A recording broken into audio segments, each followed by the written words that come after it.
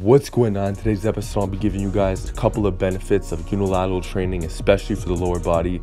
This is a style of training that has a host of benefits. It's very underrated, and it does belong in most of your programs. So let's talk about the benefits. So firstly, it's one of the best ways to fix muscle and strength imbalances. It's not going to fix all of them necessarily, but it will definitely help. So let's say you got one leg weaker than the other. Your right leg is a lot stronger than your left. You could try doing your left leg first, and let's say you get 10 reps, then you match it with a dominant leg. So even though you could probably get 12 reps with the dominant leg, you still go for 10 anyway. So you let the left side catch up a bit to try to even and balance out everything. Secondly, you got the balance, coordination, and muscle unilateral awareness factors. So when you do a lot of bilateral work, which is what most people do, if you do a lot of squats, deadlifts, these are all great exercises, but you don't know that you might have a more dominant leg that's doing more of the work. Whereas when you're doing a lot of unilateral work, which is what you should be incorporating into your programming, this works on the balance. So a lot of people could, they could deadlift 500 pounds, but to stand on one leg with their eyes closed, they can't do it for longer than 5 seconds. So that's the side bonus of unilateral work. It's good for balance, it's good for your coordination, and this is really good for athletics, for preventing injuries and muscular imbalances.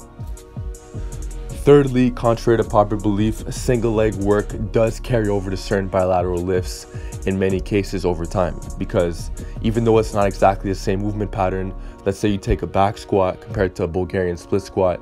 If you do a lot of Bulgarian split squats, you're loading the lower back a lot less, so it allows you to get more volume. So it could be a great assistance tool, great accessory tool. And since you're taxing the lower back a lot less, you could really crank up the volume on this lift and get some more muscular legs. And the movement pattern is somewhat similar. You're still standing up, it's not like you're on a machine. So over time, you are gonna get some stronger legs without loading the lower back too much. You could focus a lot of your energy on the back squat. So there you guys have it. Those are some of the benefits of unilateral training, especially for the lower body. I've been throwing in a lot more into my training. Every session I try to hit at least one. It could be a single leg RDL, single leg hip thrust, Bulgarian split squat, whatever the case is, and it's helping balancing out my body, especially with all the stretches and other stuff that I'm doing. So keep in mind, I could be going a lot lower on these. It's probably not the best demonstration.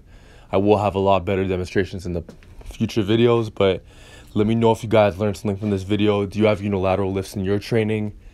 And with that, I'll see you guys in the next episode.